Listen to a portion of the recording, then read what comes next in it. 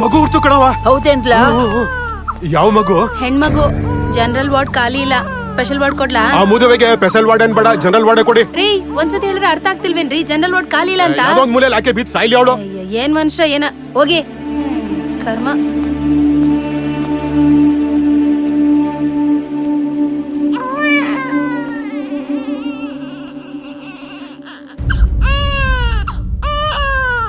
ರೀ ಮಗು ನೋಡ್ರಿ. ತಗೊಂಡೋಗಿ ಅದಾದ್ರೂ ತಿಪ್ಪೆಗೆ ಹಾಕು, ನಾಯಿ ಆದ್ರೂ ತಿನ್ನುತ್ತೆ. ಯಾಕ್ರಿ ಹೀಗೆಲ್ಲ ಮಾತಾಡ್ತೀರಾ? 5 ಹೆಣ್ಣೆತ್ತಿದ್ಯಲ್ಲ ಅದಕ್ಕೆ, ಒಂದಾದ್ರೂ ಗಂಡೆತ್ ಬರ್ದಾನೆ ನನ್ ಕೊಳ್ಳಿ ಹಿಡಿಯೋದಕ್ಕೆ. ದರಿದ್ರದವಳ ಮಗು ಬೇರೆ ನೋಡು ಅಂತ ಎಲ್ಲ ಹೆಣ್ಣೆತ್ ಬಿಡಿ. ನನ್ ಕಷ್ಟ ಯಾವ ನನ್ ಮಗನ ಗೊತ್ತಾಯ್ತದೆ.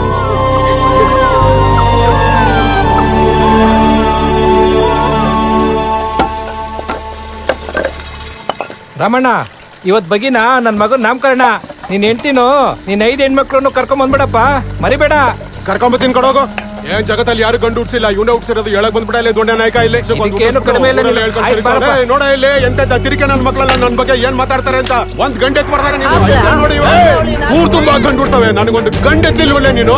ನಿನ್ನ ಇವತ್ತು ಹುಡ್ಸ್ಲಿಲ್ಲ ಅನ್ನೋದು ಬಿಡ್ತೀನಿ ನೋಡ್ತಾ ಇರೋ ನೀನು. ಐತೆ ನಿನ್ ಇವತ್ತು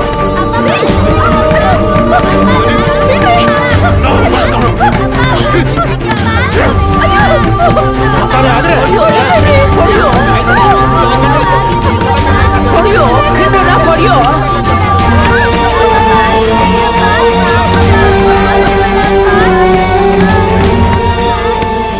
5 ಜನ ಹೆಣ್ಣು ಮಕ್ಕಳನ್ನ ಎತ್ತಿದ್ದೀಯಾ ಅಂತ ರಾವಣ್ಣ ತನ್ನ ಹೆಂಡತಿಗೆ ಟಾರ್ಚರ್ ಕೊಡ್ತಾ ಹೋದ. ಇದೆಲ್ಲ ಮೇಘನಾಳ ಮನಸ್ಸನ್ನ ಘಾಸಿ ಮಾಡ್ತಾ ಹೋಯ್ತು. ಒಂದು ದಿನ ಅವಳಿಗೆ ಅಪ್ಪನ ಮೇಲಿದ್ದಂತ ಕೋಪ ಸೇಡಾಗಿ ಕನ್ವರ್ಟ್ ಆಗುವಂತ ಒಂದು ಇನ್ಸಿಡೆಂಟ್ ನಡೀತು. 4 ಮಕ್ಳನ್ನಂತೂ ಓದಿಸ್ಲಿಲ್ಲ. ನಮ್ ಮೇಘ್ನಾನಾದ್ರೂ ಚೆನ್ನಾಗ್ ಓದ್ಲಿ. ಅವಳ ಫೀಸ್ ಕಟ್ಟಕ್ಕೆ ದುಡ್ಡು ಬೇಕಾಗಿತ್ತು. ಅಯ್ಯ ದಾರ್ವೇಜಿ, ಇಸ್ಕೊಲಿ ದುಡ್ಡು ಕೊಟ್ಟಕ್ ನಿಮ್ಮಪ್ಪ ಕೊಟ್ಟಾನ? ಕೇಳಿ ಕೇಳಿ ಕೇಳಿ ಕೇಳಿ. ನಮ್ಮಪ್ಪ ಯಾಕೆ ಕೊಡ್ತಾರೆ? ಅವ್ರಪ್ಪ ಇದಾರಲ್ಲ, ಕೊಡ್ತಾರೆ ಬಿಡಿ. ನಮ್ಮ ಅಮ್ಮನ್ಗೆ ಎದುರು ಮಾತಾಡ್ತೀಯ? ಬಂದೆ ತಡಿ ಎದುರು ಮಾತಾಡ್ತೀಯ?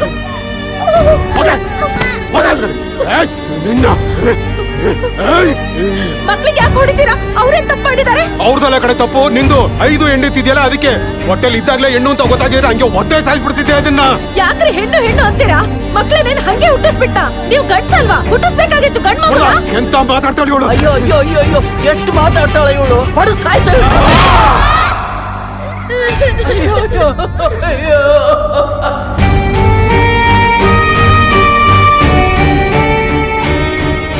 ಅದು ಮೇಘನಾಳ ಮೊದಲ ಕ್ರೈಮ್. ಸಾಯಿಸಿದ್ದು ಮೇಘನಾನೇ, ಆದರೆ ಜೈಲ್ಗೋಗಿದ್ದು ಅವಳ ತಾಯಿ. ಅವಳ ತಾಯಿಗೆ ಜೀವಾವಧಿ ಶಿಕ್ಷೆನೂ ಆಯ್ತು.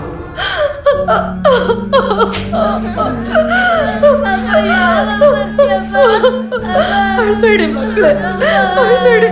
ಅಮ್ಮ ಬೇಗ ಬರ್ತಾಳೆ, ಆಯ್ತಾ? ಅಳ್ಬೇಡಿ ಮಕ್ಕಳೇ. ಮೇಘ್ನಾ, ಅಳ್ಬೇಡ ಕಂದ. ನೋಡು, ನೀನ್ ಚೆನ್ನಾಗಿ ಓದ್ಬೇಕು, ಓದಿ ದೊಡ್ಡ ಡಾಕ್ಟರ್ ಆಗ್ಬೇಕು. ಡಾಕ್ಟರ್ ಆದ್ಮೇಲೆ ನಾನು ಬರ್ತೀನಿ, ಆಯ್ತಾ? ಆಶಾ, ಮೇಘ್ನನ್ನ ಚೆನ್ನಾಗಿ ಓದಿಸಮ್ಮ. ಆಯ್ತಮ್ಮ, ಓದಿಸ್ತೀನಿ.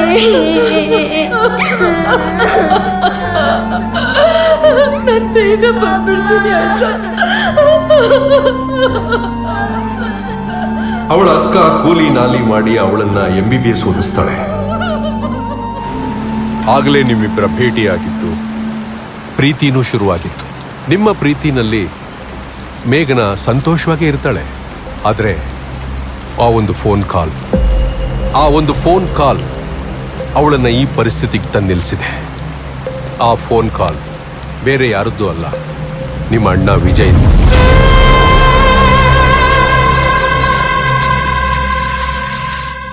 ಹಾಯ್. ಹಲೋ ಮೇಘ್ನಾ, ನಿಮ್ಮಿಂದ ಒಂದು ಹೆಲ್ಪ್ ಆಗಬೇಕಿತ್ತು.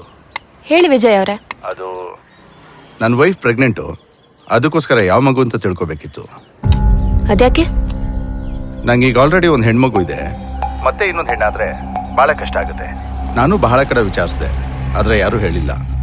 ಹೇಗಿದ್ರು ನೀವು ಡಾಕ್ಟರ್ ಅಲ್ವಾ, ಅದಕ್ಕೆ ಕೇಳೋಣ ಅಂತ. ಅಕಸ್ಮಾತ್ ಹೆಣ್ಮಗು ಅಂತ ಗೊತ್ತಾದ್ರೆ ಅಬೋರ್ಷನ್ ಮಾಡಿಸ್ತೀನಷ್ಟೇ. ಏಯ್!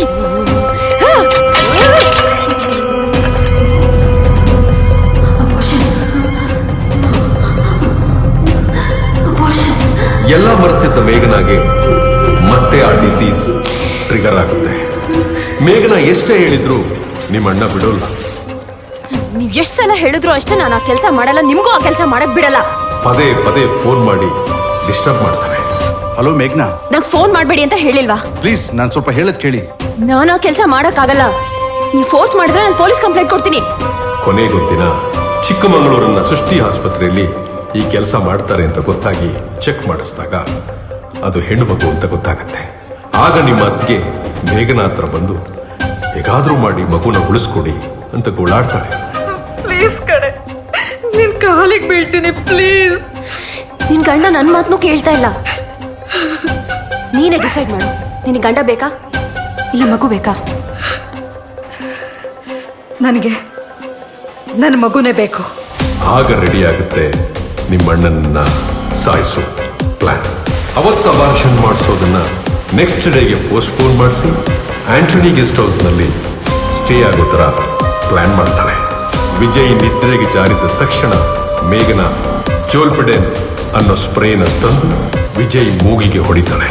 ಈ ಜೋಲ್ಪಿಡೆನ್ ಅನ್ನೋದು ಒಂದು ಸೆಡೆಟಿವ್. ಇದನ್ನ ಯಾರೇ ಇನ್ಹೇಲ್ ಮಾಡಿದ್ರು ಡೀಪ್ ನಿದ್ರೆಗೆ ಹೋಗ್ತಾರೆ. ಆ ಸಮಯ ನೋಡಿಕೊಂಡು ನಿಮ್ಮ ಅಣ್ಣನ್ನ ಹ್ಯಾಂಗ್ ಮಾಡ್ತಾರೆ. ತಮಗೆ ಹೆಣ್ಣು ಮಗು ಇದೆ ಅಂತ ಗೊತ್ತಾಗಿ ನಿಮ್ಮ ಅಣ್ಣ ವಿಜಯ್ ಸೂಸೈಡ್ ಮಾಡಿಕೊಂಡ್ರು ಅಂತ ನಿಮ್ಮ ಅತ್ತಿಗೆ ನಿಮ್ಮ ತಂದೆಗೆ ಹೇಳ್ತಾರೆ. ನಿಮ್ಮ ತಂದೆ ಮರ್ಯಾದೆಗಂಜಿ ಬಾಡಿನ ಪೋಸ್ಟ್ ಮಾರ್ಟಮ್ ಮಾಡೋದು ಬೇಡ ಅಂತ ಹೇಳ್ತಾರೆ. ನನ್ನ ಗಂಡನನ್ನ ನಾನೇ ಕೊಂದುಬಿಟ್ಟೆ ಅನ್ನೋ ಗಿಲ್ಟ್ನಿಂದ ನಿಮ್ಮ ಅತ್ತಿಗೆ ಆತ್ಮಹತ್ಯೆ ಮಾಡ್ಕೋತಾಳೆ. ಈ ವಿಚಾರ ಕೇಳಿ ಮೇಘನ ಕೂಡ ಅಪ್ಸೆಟ್ ಆಗ್ತಾಳೆ.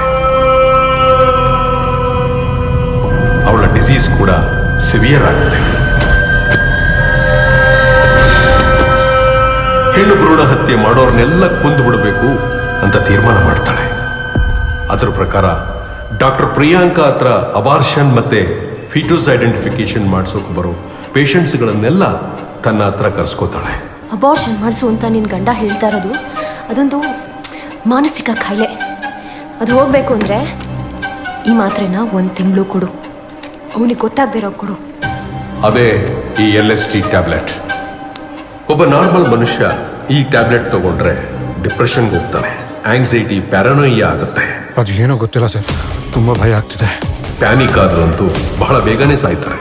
ಒಬ್ಬರನ್ನ ಪ್ಯಾನಿಕ್ ಮಾಡಬೇಕು ಅಂದ್ರೆ ಅದು ಮೇಘನ ಒಬ್ಬಳ ಕೈಯಿಂದ ಸಾಧ್ಯ ಇಲ್ಲ. ಆಗ ಅವಳಿಗೆ ನೆನಪಾಗೋದೆ ಗೋಪಾಲಯ್ಯ ಮತ್ತೆ ನೀಲಮ್ಮ. ಈ ನೀಲಮ್ಮ ಬೇರೆ ಯಾರೂ ಅಲ್ಲ, ಮೇಘನಾಳ ಸ್ವಂತ ಅಕ್ಕ. ಭ್ರೂಣ ಹತ್ಯೆ ಮಾಡೋರೆಲ್ಲ ಅಪರಾಧಿಗಳು, ಕೊಲೆಗಡುಕರು ಅಂತ ಹೇಳಿ ಗೋಪಾಲಯ್ಯನ ನೀಲಮ್ಮನ ಮೈಂಡ್ ಅನ್ನ ಕಂಟ್ರೋಲ್ ತಗೋತಾಳೆ. ಮೇಘನ ತನ್ನ ಪ್ಲಾನ್ ಅನ್ನ ಎಕ್ಸಿಕ್ಯೂಟ್ ಮಾಡ್ತಾಳೆ. ನಂತರ ಇವಳು ಯಾರ್ಯಾರಿಗೆ ಟ್ಯಾಬ್ಲೆಟ್ ಕೊಟ್ಟಿದ್ಲೋ ಅವರ ಗಂಡಂದ್ರಿಗೆಲ್ಲ ಫೋನ್ ಮಾಡಿ, ಹಲೋ, ಚಿಕ್ಕಮಂಗ್ಳೂರಲ್ಲಿ ಒಂದು ಆಸ್ಪತ್ರೆ ಇದೆ, ಅಲ್ಲಿ ಹೋಗಿ ನಿಮ್ಮ ಕೆಲಸ ಎಲ್ಲ ಆಗುತ್ತೆ. ಅದನ್ನ ನಂಬಿ ಕೆಲವರು ಅಲ್ಲಿಗೆ ಬರ್ತಾರೆ. ಆಗ ಬಂದವರನ್ನ ಮಂಜುನಾಥನ ಮುಖಾಂತರ ಗೆಸ್ಟ್ ಹೌಸ್ ಬರೋ ಹಾಗೆ ಮಾಡಿ ಮಂಜುನಾಥ್ ಅವ್ರು ಕಳಿಸಿದ್ರು. ನಮ್ಮ ಮಂಜುನಾಥ್ ಕಳ್ಸದ್ನಾ? ಅಲ್ಲಿಗೆ ಬಂದ ಮೇಲೆ ನೀಲಮ್ಮ ದೆವ್ವದ ರೀತಿಯಲ್ಲಿ ಆಕ್ಟ್ ಮಾಡ್ತಾಳೆ.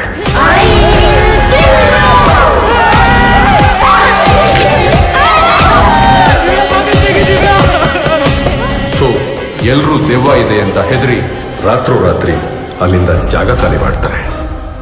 ಆ ಗಂಡಂದ್ರಿಗೆಲ್ಲ ಆ ದೆವ್ವ ನೋಡಿದ ಮೇಲೆ ಪ್ಯಾನಿಕ್ ಅಟ್ಯಾಕ್ ಆಗುತ್ತೆ. ಯೂಶಲಿ ಪ್ಯಾನಿಕ್ ಆದವ್ರಿಗೆ 1 ನಿಮಿಷ ಕಳೆಯೋದು ತುಂಬಾ ಕಷ್ಟ.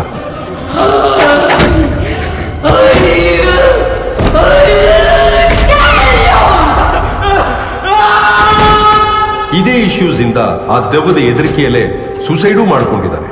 ಇನ್ನು ಕೆಲವರು ಮನೆ ಬಿಟ್ಟು ಹೋಗ್ಬಿಡ್ತಾರೆ. ಈ ಮನೆ ಬಿಟ್ಟು ಹೋದವರೇ ನಿಮ್ಮಲ್ಲಿ ಮಿಸ್ಸಿಂಗ್ ಕಂಪ್ಲೇಂಟ್ ಆಗಿ ಬಂದಿರೋದು.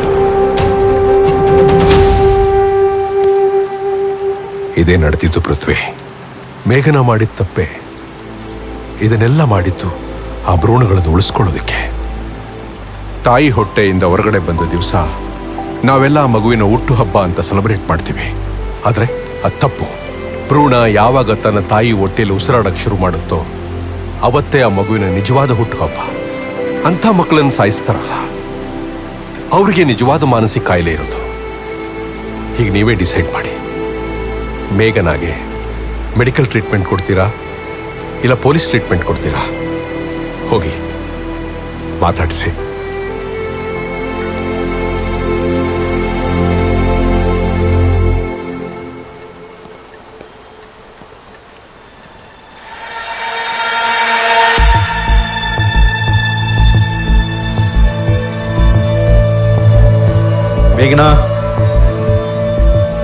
ಮೇಘನಾ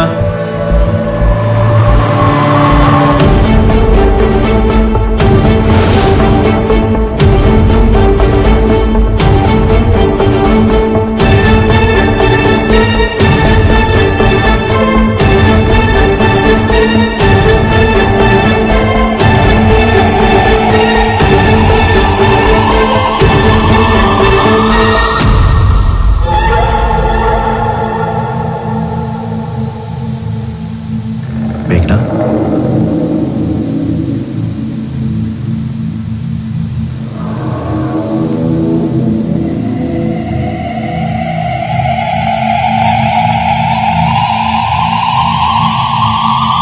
ಮೇಘನಾ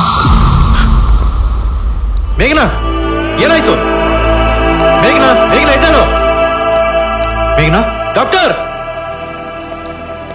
ಪೃಥ್ವಿ ಡಾಕ್ಟರ್ ಮೇಘನಾ ಮೇಘನಾ ಮೇಘನಾ ಮೇಘನಾ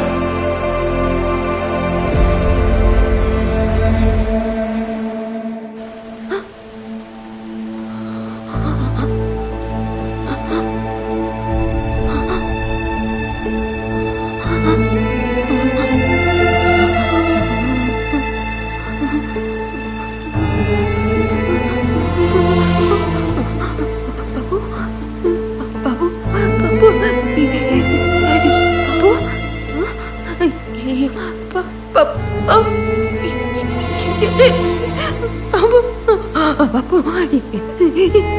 ಎಲ್ಲಿದೆ ಅಮ್ಮ? ಚಿನಿ